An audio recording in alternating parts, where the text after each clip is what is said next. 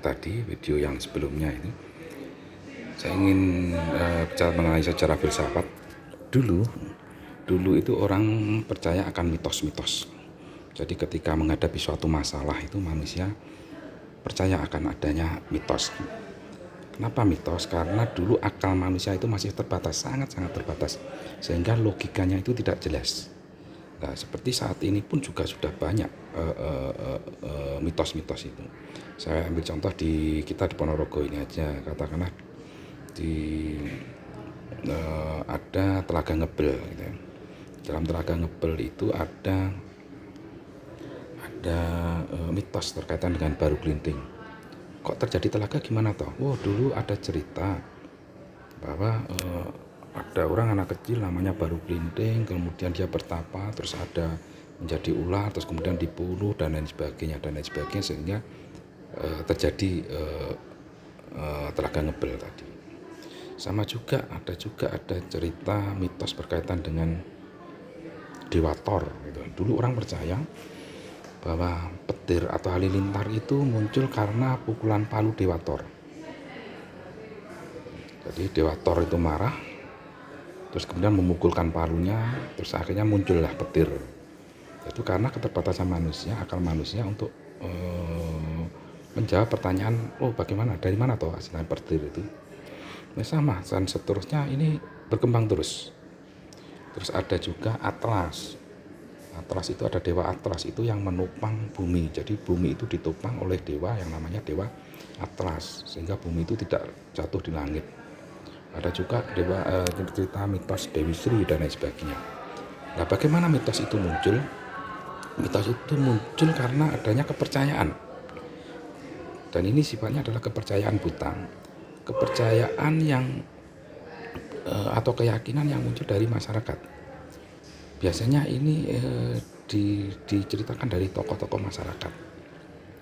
Jadi wis pokoknya percaya wae nek halilintar itu terjadi karena pukulan palu Dewa Thor misalnya seperti itu.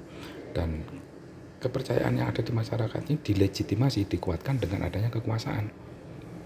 Biasanya adalah zaman dulu itu kekuasaan itu ada di tangan raja-raja.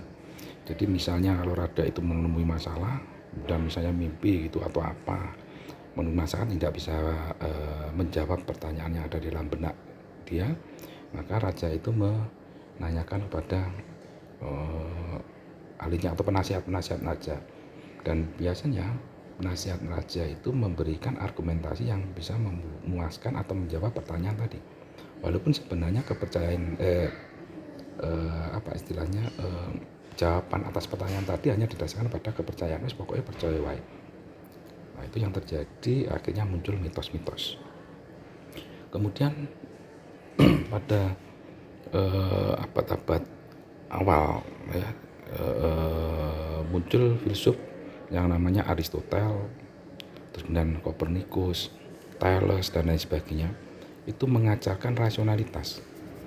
Jadi dulu Aristoteles itu dianggap sebagai orang gila karena dia sebenarnya mengajarkan rasionalitas, tetapi rasionalitas itu sulit untuk diterima oleh masyarakat pada saat itu. Nah, Aristoteles, ahli-ahli filsuf itu mengajarkan rasionalitas itu berdasarkan hubungan sebab akibat. Jadi setiap bertemu orang itu dia mengatakan, siapa namamu? Mengapa namamu A? Misalnya gitu. Terus karena dikasih orang tua saya namanya A. Kemudian mengapa orang tua memberikan nama A? Karena orang tuaku seperti ini.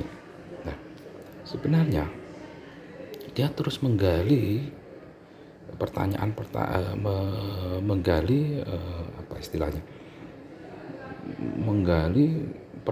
jawaban orang dari pertanyaan. Jadi mengerjakan logika itu berdasarkan hubungan sebab akibat. Mengapa seperti ini terjadi? Mengapa seperti itu terjadi? Mengapa seperti ini? Dan di dalam hubungan sebab akibat itu tadi secara logika mesti ada satu sebab yang menyebabkan semua ini terjadi.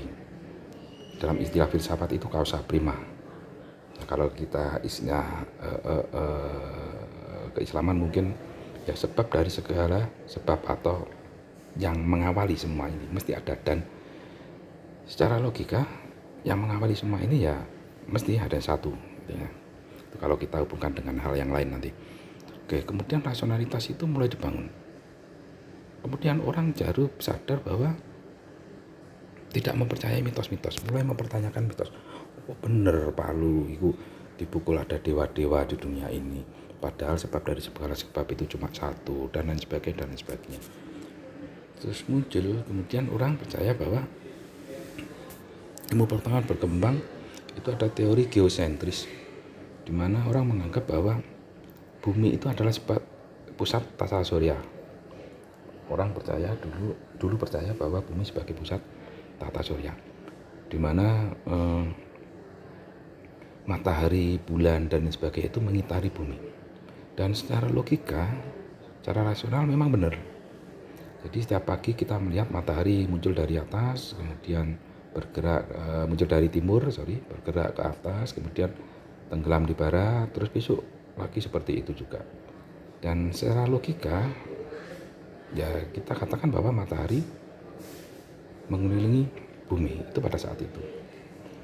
Dan tapi saat ini tentunya ilmu itu ditentang, karena ada teori yang lebih baru, yaitu teori heliosentris. Dulu orang percaya pada geosentris dan ketika ada orang yang mengatakan bahwa logika geosentris itu salah. Kenapa? Karena logika geosentris tadi nggak benar. Dilihat dari, bisa juga secara logika bahwa sebenarnya bukan matahari yang mengitari bumi, tetapi bumi yang berputar pada porosnya. Dengan logika bahwa bumi berputar pada porosnya, maka seakan-akan matahari mengitari bumi. Nah, kemudian muncul teori heliosentris. Tapi pada saat awal kemunculan Kopernikus yang mengatakan itu, kemunculan teori heliosentris itu ditentang oleh gereja, karena dalam gereja, kekuasaan gereja pada saat itu memang sangat dominan pada abad-abad kegelapan itu. Jadi semua hal itu pokok ikut aturan gereja, dan itu ditentang oleh gereja karena dianggap bid'ah, dianggap menentang ajaran gereja. Karena dalam Alkitab, dalam gereja itu dikatakan bahwa bumi pada saat itu ya, bumi sebagai pusat tata surya dan matahari mengitari bumi. Sehingga teori geosentris itu pada saat ini, karena saat ini sudah ditemukan pembuktian dan kenyataannya itu ilmu pengetahuan, kenyataannya bahwa matahari itu bukan mengitari bumi tetapi bumi yang mengitari matahari, maka teori geosentris tadi dihapuskan dengan teori heliosentris. Nah, orang yang percaya bahwa bumi sebagai pusat tata surya itu tadi adalah sebagai ilmu yang semu atau pseudoscience. Banyak juga saat ini yang percaya pseudoscience atau ilmu semu atau ilmu palsu, itu seperti orang yang percaya Feng Shui, Hong Shui, flat earth, tadi bumi datar, itu sebenarnya salah satu bentuk ilmu yang palsu, di mana logika yang ada itu tidak didasarkan pada fakta yang sebenarnya. Nah, kemudian setelah orang tahu bahwa bisa membuktikan bahwa sebenarnya matahari itu sebagai pusat tata surya dan bukan bumi sebagai pusat tata surya, pembuktiannya adalah ketika orang menemukan teleskop. Itu ditemukan oleh Galilei yang menemukan teleskop, sehingga Galileo Galilei bisa mengamati bahwa pergerakan bumi dengan perhitungan bahwa bumi berputar pada porosnya, kemudian bumi mengitari matahari, itu dengan logika yang ada itu ditemukan bukti yang nyata dengan fakta-fakta yang ada itu dengan bahwa bumi sebagai pusat matahari sebagai pusat tata surya. Dan sampai saat ini orang percaya bahwa matahari sebagai pusat tata surya, dan ini yang dikatakan sebagai ilmu pengetahuan atau sains, di mana ilmu pengetahuan atau sains itu adalah ketemunya logika, rasionalitas manusia dengan fakta yang ada atau realitas yang ada. Jadi ketika realitas yang ada disampaikan dengan logika atau runtutan sebab akibat yang jelas, maka kita bisa dikatakan bahwa itu sudah ilmiah. Dan seperti kemarin pertemuan sebelumnya kita katakan bahwa